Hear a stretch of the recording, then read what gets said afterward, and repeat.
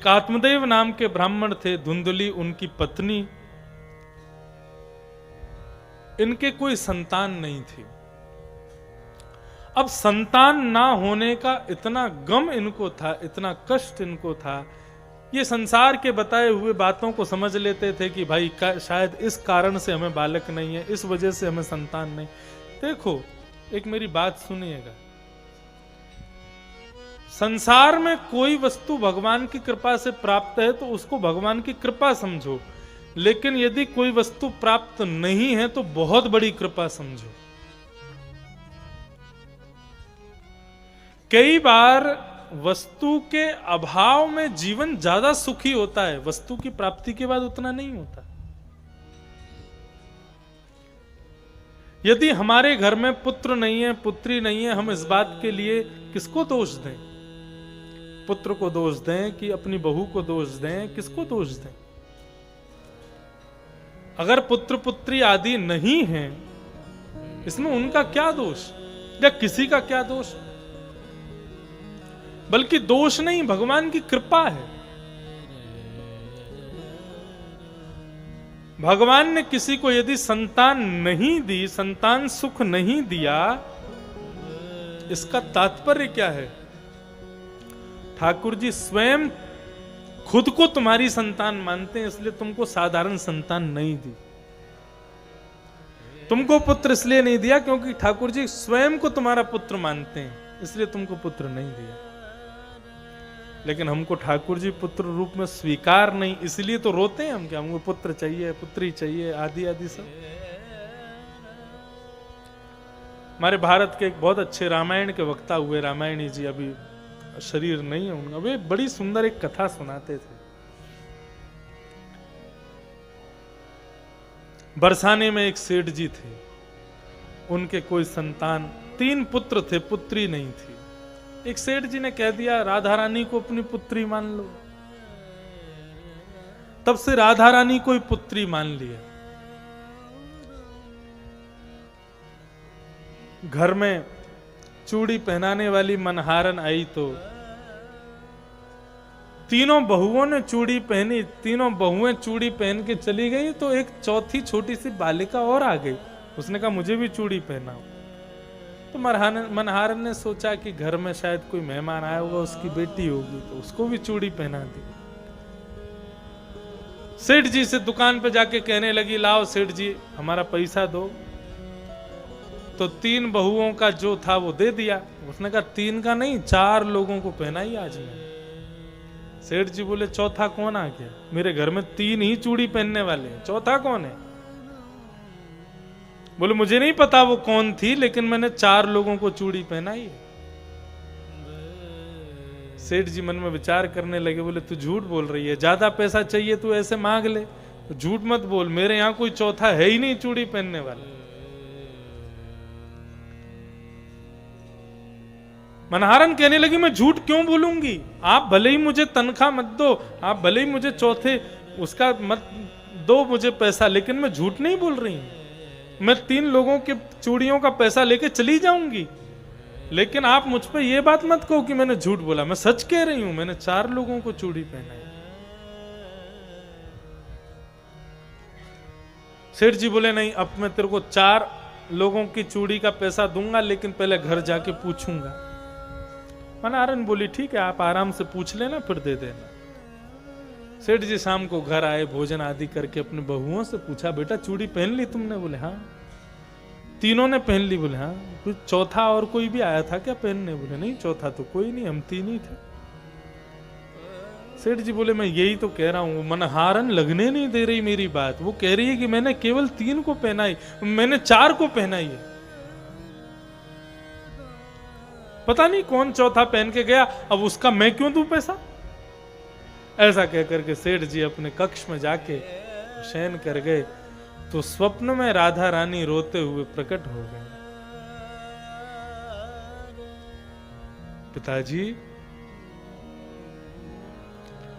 आप केवल कहते हो कि मेरी पुत्री है राधा रानी, लेकिन मानते नहीं। क्यों? आपने निभाया नहीं।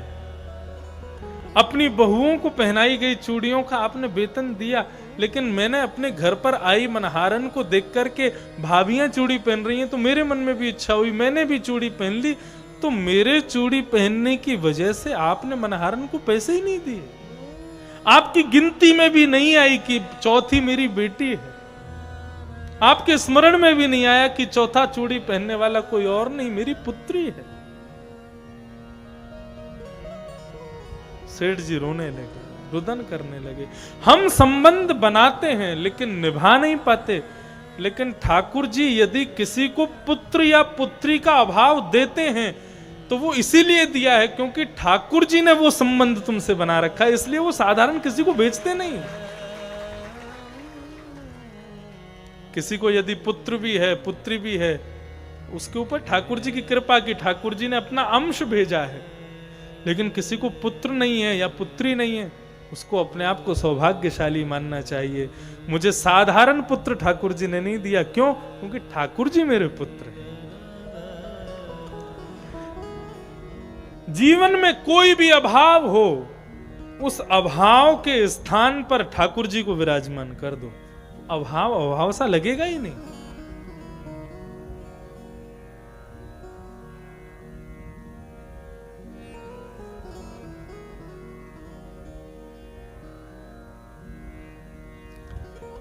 श्री आत्मदेव जी के कोई पुत्र नहीं, उनके घर की गाय के भी कोई बालक नहीं, और तो और उनके आंगन में जो तुलसी वो भी सूखी। अब सब लोग आकर के दुनिया भर की बातें बोलते, बोले आपने ऐसा किया होगा इसलिए हो गया, ये क्या। इससे बड़े चिंतित हो गए, इतने चिंतित हो गए कि आत्महत्या करने के लिए वन में निकल गए। नदी किनारे बैठे थे, रुदन कर रहे थे, तभी एक ब्राह्मण, एक संत आए। संत ने आकर के कहा कि भैया क्या है, क्यों इतने दुखी बैठे हो, तुम्हारा नाम क्या है, तुम कौन हो? तब कहा कि महाराज मैं आत्मदेव हूं, मैं इस नगर का ब्राह्मण हूं, अपनी आत्महत्या करने के लिए वन में आया हूं। बोले क्यों आत्महत्या करने क्यों आए? बोले मुझे पुत्र नहीं है इसलिए। संत मुस्कुराने लगे, बोले बेटा पुत्र नहीं है तो भगवान को पुत्र मान लो, और मान लो क्या वही तुम्हारे पुत्र हैं इसलिए तुम्हें पुत्र नहीं। आत्मदेव कहने लगे मन की सांत्वना देने वाली बातें मत कीजिए आप, बिना संतान के जीवन कैसा होता है मुझसे पूछिए। मेरे घर में कोई कमी नहीं है, लेकिन उन सब धनों का उपभोग करने वाला बालक भी तो नहीं है। मेरे गाय की भी संतान नहीं, मेरे घर में तुलसी का पौधा भी सूखा पड़ा है, ऐसा जीवन कैसे जीऊं मैं? रुदन करने लगे। सत्य कहने लगे, देखो बेटा तुमको सुन के अच्छा तो नहीं लगेगा, लेकिन इस जन्म क्या, तुम्हारे ललाट देख के पता चलता है अगले 7 जन्मों तक तुम्हारे घर में संतान नहीं होगी। ये सुनकर के तो आत्मदेव अपने प्राणों का त्याग करने को आतुर होने लगे और कहा कि आपके सामने ही प्राण त्याग दूंगा। क्यों? क्योंकि आप संत होकर के भी मुझ पर कोई कृपा नहीं कर रहे हो। आपको ब्रह्म हत्या का दोष लगेगा यदि मैं आपके सामने मर गया तो। या तो मुझे पुत्र दीजिए, नहीं तो मैं अपने प्राणों का परित्याग कर दूंगा। संत हृदय नवनीत समाना। संत का हृदय पिघल गया। बोले क्या करें, अब ये इतना रो रहा है तो अपने झोले से एक सेब निकाल करके दे दिया और कहा कि बेटा ये फल है, इसमें अपने संपूर्ण जीवन की तपस्या का फल मैंने दे दिया है। अपनी पत्नी को जाकर के ये खिला देना, और मैं कुछ नियम 1 वर्ष तक करने के लिए बताऊंगा, उनको कर लेना, तुम्हारे घर में पुत्र होगा।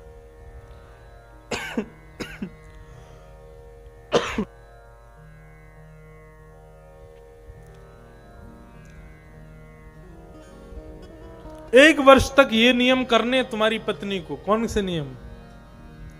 सत्यम शौच्यम दयादानम एक भुक्तुम तु भोजनम वर्षावधि स्त्रिया कार्यम तेन पुत्रो निर्मलम। बंधु, सगर्भा स्त्री को इन नियमों का पालन करना चाहिए, जितना हो सके करना चाहिए। अब नहीं हो तो भगवान जाने। सबसे पहला सत्यम, जितने दिन बालक गर्भ में हैं, मजाक में भी झूठ नहीं बोलना है, केवल सत्य बोलो। 9 महीने की तपस्या होती है मां की, जब उसके गर्भ में बालक होता है उसको वो अब कई घरों में माताएं होती हैं, हमारे घर में भी माताएं बहन सबको हम देखते हैं। तो आजकल क्या हो गया है कि जब बालक आने वाला होता है घर में, तो माताएं और थोड़ा कंफर्टेबल होने की कोशिश करती हैं, और थोड़ा सहज हो जाएं, अपने मायके चले जाएं, मां कुछ करना धरना नहीं पड़ेगा, सोएंगे उठेंगे। क्यों? वो भाई 9 महीने बालक है, ठीक है, उनकी तपस्या है, वो वास्तव में वो तप है आपका। और वो तप किस लिए किया जा रहा है? इस संसार को एक दिव्य सूर्य प्रदान करने के लिए 9 महीने आपको तप करना पड़ता है। यदि उसको भी बहुत सहजता से, सरलता से, आराम करते हुए माताएं निकालती हैं, तो फिर वो सूर्य नहीं होता, फिर कौन होता है? आप सब जानते हो आजकल के बालक कैसे हो गए।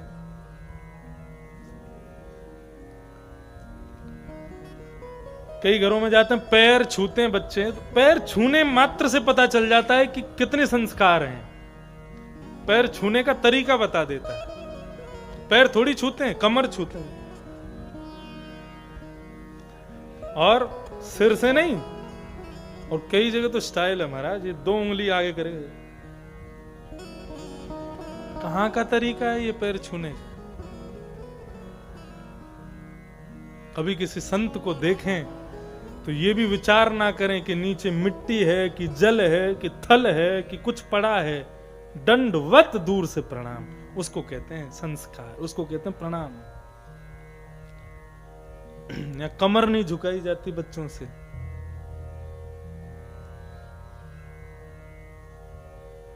इस भारत भूमि को ध्रुव जैसा, प्रहलाद जैसा नवीन सूर्य प्राप्त हो, उसके लिए मां को 9 महीने तप करना पड़ता है। कैसे करे? पहला, सत्य बोले, झूठ ना बोले, बिल्कुल भी नहीं। दूसरा, शौचम, बहुत पवित्रता रखे। झूठे बर्तन भी पास नहीं होने चाहिए, बिल्कुल भी अपवित्र मेरे पास किसी भी प्रकार के अपवित्र वस्त्रों को मैं धारण ना करूं, ये मां का स्वभाव होना चाहिए। बार बार अपने चरणों का धोना, बार बार अपने हाथों को शुद्ध रखना, अपने मुख को झूठा ना रखना, इस प्रकार स्वयं को रखे कि मेरे गर्भ में साक्षात कन्हैया ही हैं, इस भाव से रहे। सत्यम, दूसरा शौचम यानी कि पवित्रता। तीसरा, दया। कोई भी आवे सामने उस पर दया ही करो, चाहे वो तुम्हारे परिवार का शत्रु है, चाहे वो तुम्हारे पिता का शत्रु है, चाहे वो तुम्हारा शत्रु है, चाहे वो तुमसे ईर्ष्या करता है, बैर करता है, कुछ भी करता है, आपका कर्म क्या है? उसके प्रति दया ही रखो। उसके प्रति आपके अंदर रोष नहीं आना चाहिए। तो सबसे पहला सत्य बोलो, दूसरी पवित्रता रखो, तीसरी बात दया करो, और चौथी बात दानम। रोज प्रातःकाल उठ करके स्नान ध्यान करके नई साड़ी पहन करके बिल्कुल शुद्ध होकर के कुछ भी दान करो। रोज अन्न का दान करो, धन का दान करो, वस्त्र का दान करो, फल का दान करो, बर्तन का दान करो। ब्राह्मण आदियों से पूछ करके 9 महीने में प्रत्येक माह अलग अलग वस्तु रखो। इस 1 महीना अन्न का दान, 1 महीना फल का दान, 1 महीना इसका दान, उसका दान, ऐसे करके 9 महीने तक रोज दान करो। और फिर सबसे कठिन, एक भुक्तुम तु भोजनम, केवल एक समय भोजन करो। बाकी के समय फलाहार कर लो, बाकी के समय पौष्टिक वस्तु पाओ, लेकिन भोजन जिसको कहते हैं, रोटी सब्जी दाल चावल आदि पूरा भर के थाली, ये केवल एक ही बार करो। अब ये पता ही नहीं कौन कर पाएगा। आजकल तो बहुत 4 बार तो भोजन होता है, सुबह नाश्ता अलग, फिर भोजन से पहले स्टार्टर अलग। और महाराज हमारे पंजाबियों के यहां तो पूछो ही मत।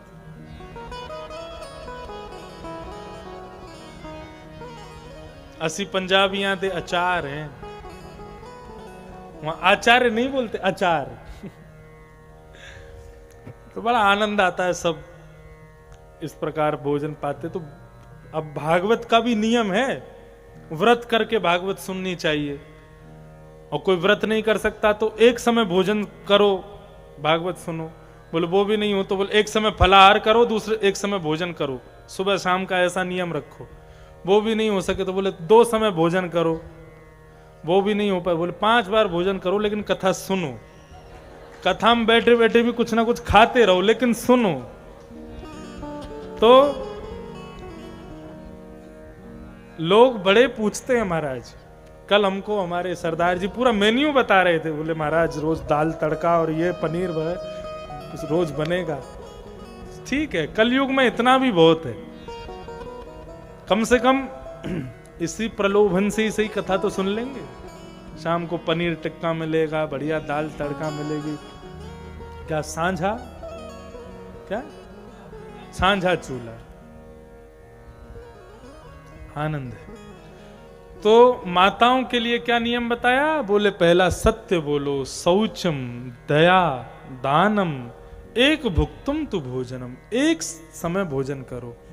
ये 5 नियम कोई अपना ले मां और 9 महीने तक यदि इस प्रकार रहे तो वर्षावधि, वैसे तो यहां पर लिखा हुआ 1 वर्ष तक इस प्रकार के नियम पालन करे। 1 वर्ष क्यों लिख दिया? 9 महीने में तो बालक जन्म लेगा और उसके बाद में तो फिर आपका ये नियम ही बन जाएगा, आप ऐसे ही रहने लगोगे। फिर तो वर्षा वर्ष यही नियम रहेगा। तो 9 महीने बाद, 1 वर्ष बाद जब बालक का जन्म होगा तो वर्षावधि स्त्रिया कार्यम तेन पुत्रोति निर्मल। 1 वर्ष तक जो माताएं इन नियमों का पालन करती हैं उनका पुत्र अति निर्मल होता है, उनकी पुत्री अति निर्मल होती है।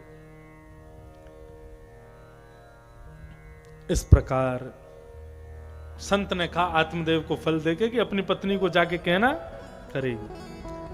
अब उनकी पत्नी थी धुंधुली, आकर के फल दे दिया, देवी ऐसे ऐसे नियम करने हैं, 1 साल तक आपको ऐसे रहना है, फल खा लो, आपके घर से हमारे घर में सुंदर बालक जन्म लेगा। अब मुझे कोई चिंता नहीं है। संत ने अपने संपूर्ण जीवन का तप दे दिया।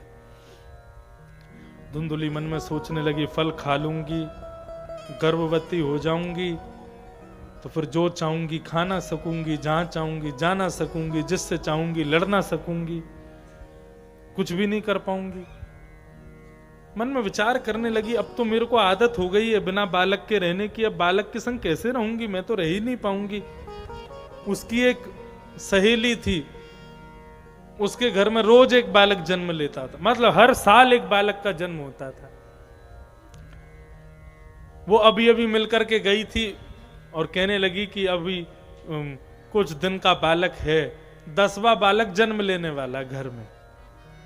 उसका दिमाग दौड़ा कि बोले फल खिला देती हूँ गैया को, गैया के तो बालक है नहीं, और मैं अपनी उस सहेली के घर चली जाऊंगी, पति को कह दूंगी कि थोड़ा मायके में रहूंगी तो सब सेवा करेंगे, ज्यादा काम नहीं करना पड़ेगा, बालक जब हो जाएगा तब लौट के आऊंगी।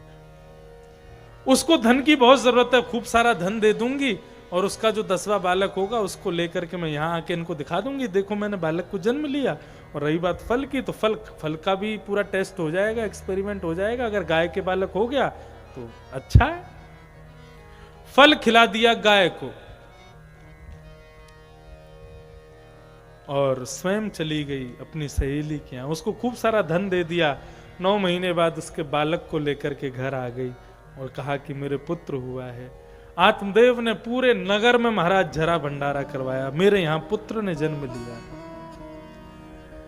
यहां पुत्र का उत्सव चल रहा था, तभी सगर्भा गौ ने भी एक बालक को जन्म दिया।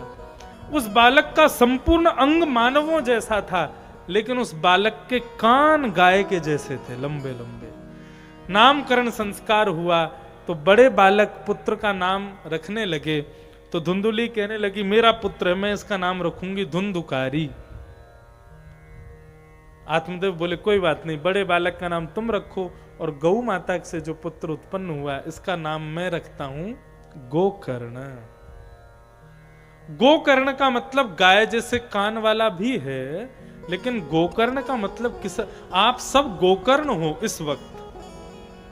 2 बजे से लेकर 1 बजे से लेकर 5 बजे तक आप रोज गोकर्ण रहोगे। गो कहते हैं ज्ञान को और कर्ण कहते हैं कान को। जो कान से केवल ज्ञान सुनता है उसको भी गोकर्ण कहते हैं। जो अपने कानों से फालतू बात नहीं सुनता, केवल ज्ञान की बात सुनता है, केवल हरि चर्चा सुनता है, वो भी गोकर्ण है। श्री गोकर्ण जी का जन्म हुआ। धीरे धीरे दोनों बालक बड़े हुए। धुंधुकारी महान दुष्ट हो गया, गोकर्ण पंडित ज्ञानी बना। धुंधुकारी वैश्यालय जाने लगा, चोरी चकारी करने लगा, जुआ खेलने लगा, इस प्रकार से सब दूषित कर्म करने लगा। माता पिता से धन लेता है, नहीं देते तो घर के सामान बेच देता है। और एक दिन तो ऐसा आ गया कि माता पिता ने देने से मना कर दिया तो मद्यपान करके आया, अपनी मां को ही पीटने लगा। आत्मदेव मन में सोचने लगे, हे भगवान, इससे बढ़िया तो मैं बिना पुत्र का था, आज पुत्र हुआ तो समझ आया। आत्मदेव जी घर छोड़ के चले गए। मां ने कुएं में कूद करके प्राण त्याग दिए। आत्मदेव अकेला घर पर रहता है। आत्मदेव जी वन में चले गए, धुंधुकारी अकेला रहता है, चोरी करता है और उसी से वैश्यागमन आदि करके यही उसका जीवन है बस। आत्मदेव जी बड़े दुखी हुए, गोकर्ण के पास गए और गोकर्ण से जाकर के कहने लगे, आप मुझे कुछ बताओ गोकर्ण, मैं क्या करूं। तब श्री गोकर्ण जी महाराज ने अपने पिताजी को 2 श्लोकों में ज्ञान प्रदान किया। क्या कहते हैं? देहे स्थिमां सरुधिरे भिमतिं त्यजत्वम् जाया सुतादिषु सदा ममतां विमुञ्च पश्यानिशं जगदिदं क्षणभङ्गनिष्ठम् वैराग्य राग रस को भवभक्तिनिष्ठ।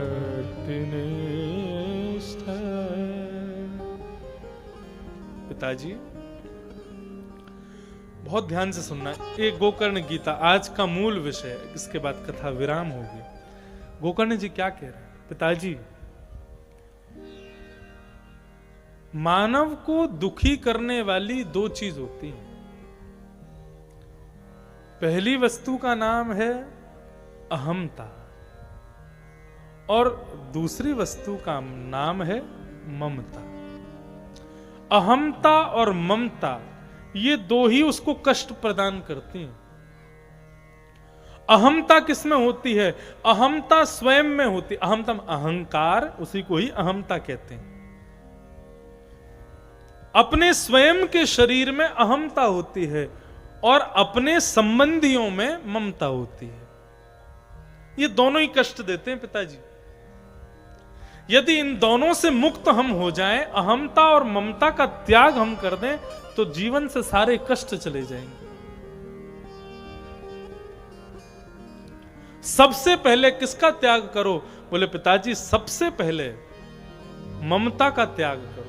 ममता मतलब जो हमने अपने पुत्र में, अपनी पुत्री में, अपनी पत्नी में, अपने बच्चों में, अपने खानदान में, अपने कुल में जो हमने ममता बना रखी है, पहले उसको त्यागो। ममता का त्याग किसे कहते हैं? ममता का त्याग मतलब मैं मेरे बेटे के बिना नहीं जी सकता, ये ममता है। मैं अपने पति के बिना नहीं जी सकती, ये ममता है। ये ममता नहीं होनी चाहिए। संसार में जितनी ममता करेंगे हम उतने बंधन में बंधते चले जाएंगे। ममता मत करो किसी से। हमारे पूज्य पिताजी महाराज के सद्गुरुदेव अनंत श्री विभूषित श्रीमद् भागवत के सचल विग्रह श्री रामानुज प्रपन्नाचार्य गुरुजी महाराज, उनकी एक टीका है छोटी सी, उसमें वो इतनी अच्छी बात लिखते हैं गोकर्ण गीता के ऊपर कि व्यक्ति ममता का त्याग कैसे कर सकता है।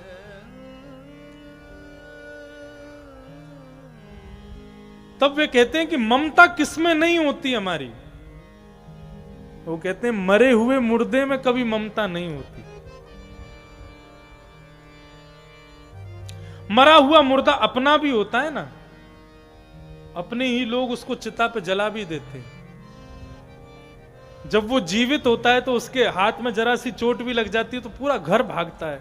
उसके जरा से सिर में चोट आ जाए, जरा सा बुखार आ जाए, जरा सी खांसी आ जाए, पूरा घर उसको डॉक्टर के पास लेके भागता है। लेकिन जब उसी व्यक्ति की मृत्यु हो जाती है तो अपने ही लोग उसको चिता पे जला देते हैं। क्यों? क्योंकि मुर्दे में कभी ममता नहीं होती। वो कितना भी अपना हो फिर भी हमारी कभी ममता उसके प्रति जागती नहीं। गुरुदेव कहते हैं यदि व्यक्ति जीते जी अपने आंखों के आगे दिखने वाले प्रत्येक मनुष्य को मुर्दा ही समझे तो किसी में ममता होगी ही नहीं। यही समझो सब मुर्दे घूम रहे हैं सामने, सब मरे हुए हैं। जैसी आपकी स्थिति एक मुर्दे को देख करके होती है वैसी स्थिति सामान्य मानव को देख के भी होने लग जाए। मुर्दे को देख के क्या होता है? भय लगता है, उठ के खड़ा नहीं हो। एक बार को गली में कुत्ता मर जाए ना तो बगल से बाइक लेके निकल जाओगे, लेकिन कोई आदमी मर गया है, शव कहां रखा है? घर के भीतर रखा है। उस गली से भी निकलने में डर लगता है, तीसरी गली से जाते हैं हम। इतना भयभीत होता है मानव। ऐसे ही भय जीते जी सबसे लगने लग जाए, बोले भाई दूर ही रहो तुम, ये सामने दिखने वाले प्रत्येक मानव भूत के समान है। यदि ऐसी हमारी स्थिति हो जाए तो किसी में ममता होगी ही नहीं, कभी किसी से कभी प्रेम होगा ही नहीं, कभी किसी में आसक्ति होगी ही नहीं। ममता किस में हो? केवल और केवल ठाकुर जी में हो, श्याम सुंदर में हो, और किसी में ना हो। सूरदास जी कहते हैं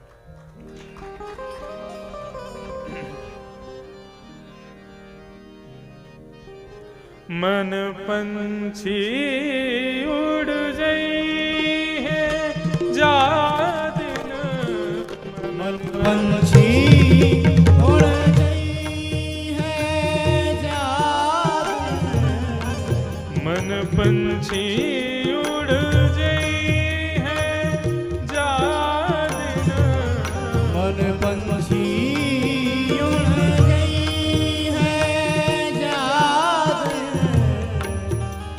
दिन तेरे तन तरुवर के, दिन तेरे तन तरुवर के, दिन तेरे तन तरुवर के, दिन तेरे तन तरुवर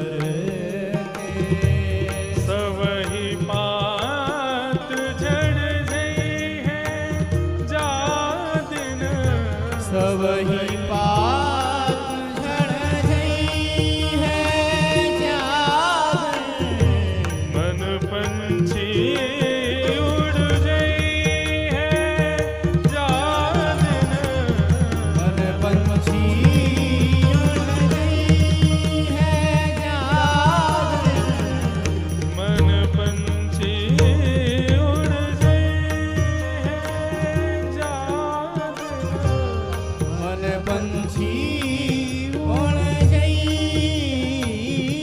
है।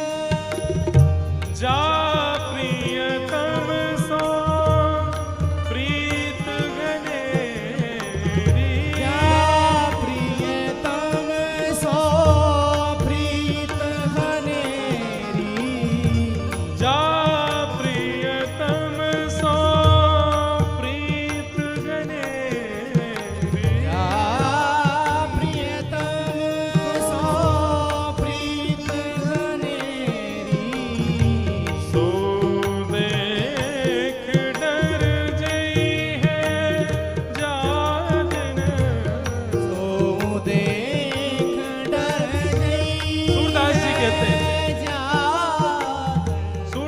कहते हैं जिस पत्नी का पति हाथ पकड़ करके 7 फेरे लगाता है और वचन लेता है 7 जन्मों तक साथ रहूंगा तुम्हारे, अगले जन्म में भी तुम ही पत्नी बनना मेरी, इतना प्रेम है तुमसे मेरा। लेकिन अकस्मात मान लो शादी के 2-4 महीने बाद पत्नी को कुछ हो गया या पति को कुछ हो गया और उनमें से कोई एक पधार गया, फिर क्या होगा? कुछ दिन तक तो शोक रहेगा, अरे तुम कहां चली गई प्रियतमा। लेकिन तुम्हारे उस शोक को, उस विलाप को तुम्हारी प्रियतमा कहीं से सुन करके और तभी एक आत्मा का रूप बना करके तुम्हारे कमरे में प्रकट हो जाए तो क्या होगा? पति बैठा बैठा व्हाट्सएप चला रहा था रात को और इतने में ही उसने व्हाट्सएप रखा तो देखा सामने महाराज 4-5 महीने पहले मरी हुई पत्नी खड़ी है सामने। क्या होगा? जा प्रियतम सो प्रीत घनेरी, जा प्रियतम सो प्रीत घनेरी, सो देख डर जई है जाद, सो देख डर जई है जाद। उसको देख के भी डर लगेगा महाराज। वो पीछे पीछे आएगी और कहां जा रहे हो? तुमने तो 7 जन्मों तक साथ रहने का वादा किया था और तुम्हारे संग ही रहूंगी मैं, तुम्हारे ऊपर ही बैठी रहूंगी। जाओगे महाराज हनुमान जी के मंदिर गंडा बंधवा के आओगे, क्यों? बोले जिसके संग 7 फेरे लिए थे वो पीछा छोड़े कैसे भी, अब चली गई है तो जाए फिर। ये बात क्यों कह रहा हूं मैं? क्योंकि भैया ये संसार के लोगों से भी प्रेम तब तक है जब तक वो जीवित है, लेकिन बिन गोपाल को नहीं अपनो, बिन गोपाल को नहीं अपना, बिन गोपाल को नहीं अपनो, मेरे गोपाल को नहीं अपना। जासो प्रीति निभई है जात, जासो प्रीत निभई है जात, मन पंछी उड़ गई है जात, मन पंछी उड़ गई है जात, मन पंछी उड़ गई है जात, पंछी उड़ गई, मन पंछी उड़, मन पंछी उड़ गई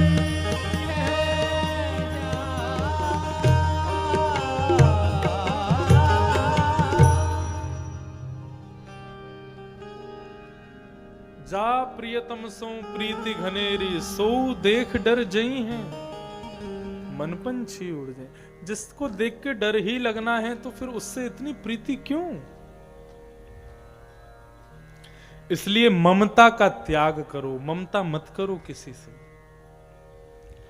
और जब ममता का त्याग हो जाए पिताजी, तब अहमता का त्याग कर दो।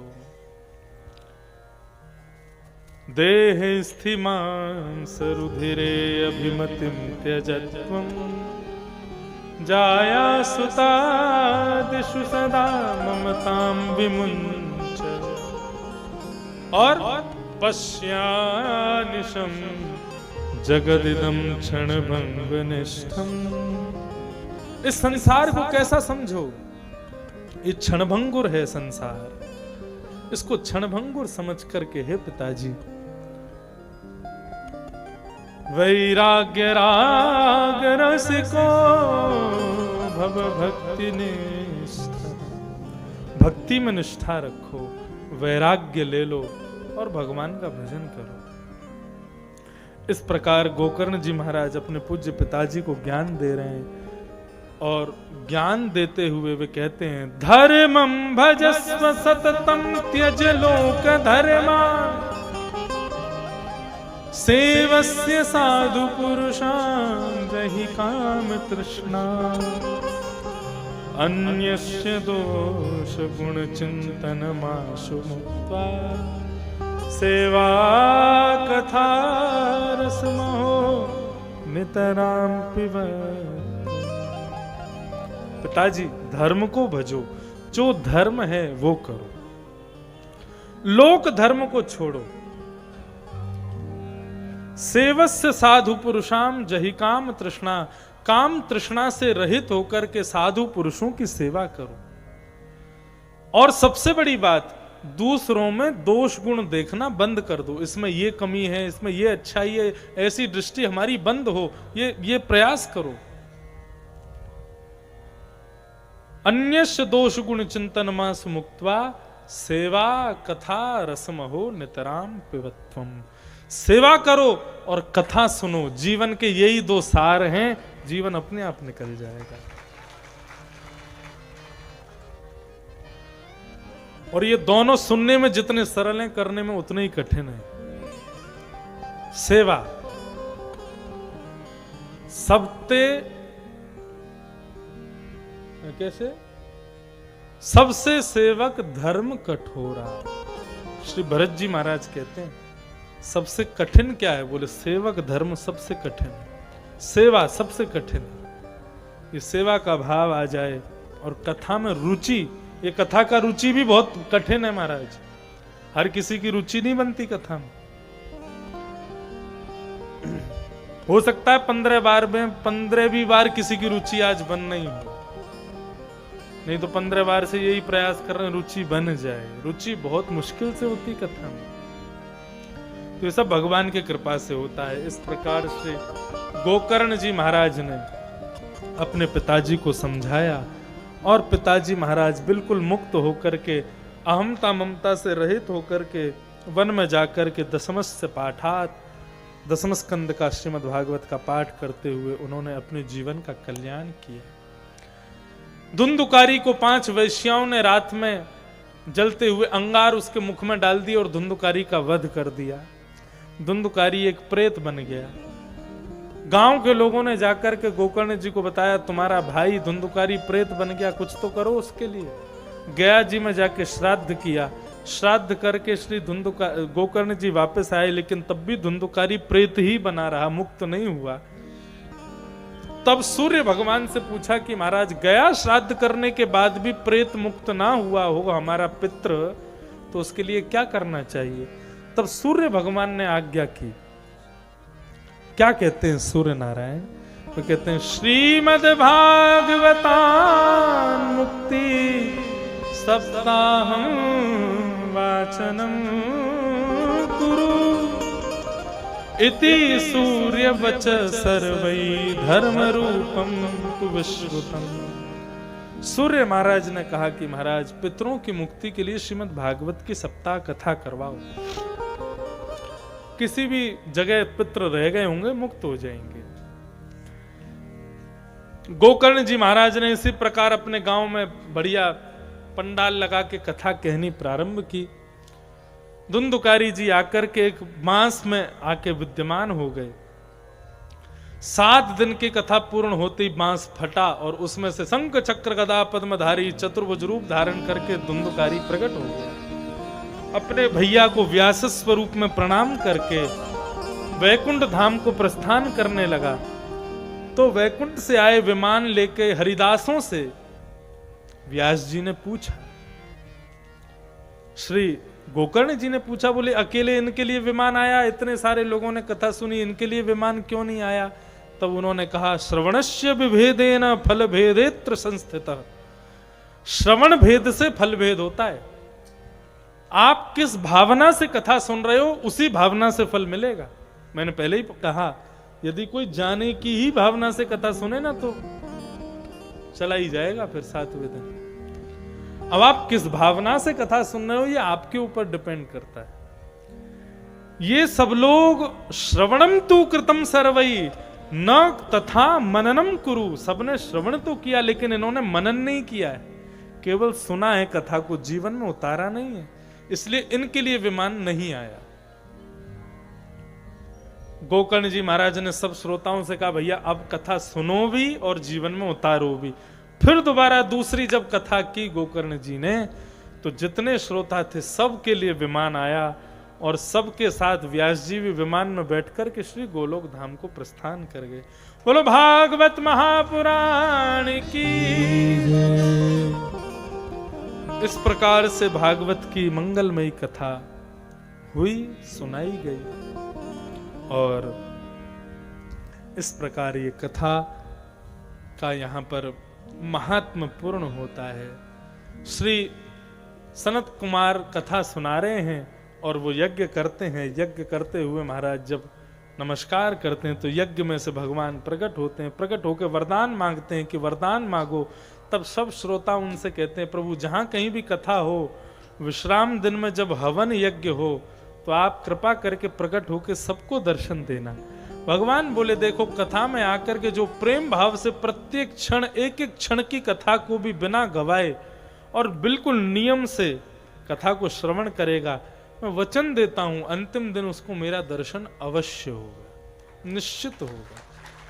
यदि 7वें दिन ठाकुर जी का दर्शन हो जाए तो सोचना कथा सुनी है, और नहीं हो पावे तो सोचना अभी कसर रह गई है, अभी और कुछ करना है। और दर्शन हो जाए तो किसी को बताना नहीं है, मौन हो जाना, गुपचुप अपने हृदय में उस बात को रखना और उस बात को अपने अंदर गोपनीय बना करके ही प्रस्थान कर जाना। इस प्रकार से श्रीमद् भागवत की कथा हुई और महात्मा को हम यहीं विराम देते हैं।